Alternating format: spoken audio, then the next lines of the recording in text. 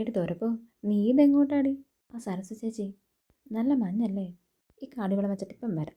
അല്ലടി വേണ്ടേ, ഇവിടെ ഈ കൊക്കുകുരുന്ന് ആർക്കും വേണ്ടേ? അത് ചേച്ചി, ഈ പാമ്പ്. അയ്യോ പാമ്പോ?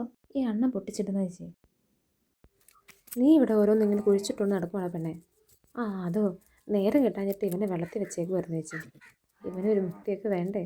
കുറച്ച് നാൾ കഴിയുമ്പം ഇവിടെ കാണും നല്ല മനോഹരമായിരിക്കും. ഒരു വിഷമം വരുമ്പം തൊട്ടും തലോടിയിരിക്കാൻ ഒരാളും കൂടി ആയില്ലേ.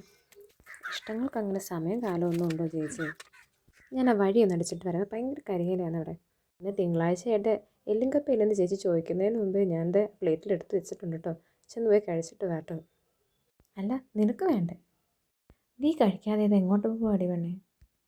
ആ ചേച്ചി, തൊഴുത്തിൻ്റെ ഫ്രണ്ട് ആ പുൽക്കൂടും കൂടി ഒന്ന് അടിച്ചു മാറ്റിയിട്ടുണ്ടെങ്കിൽ പിന്നെ പേരൻസിനോട് കൈസഹായം ആവില്ലേ?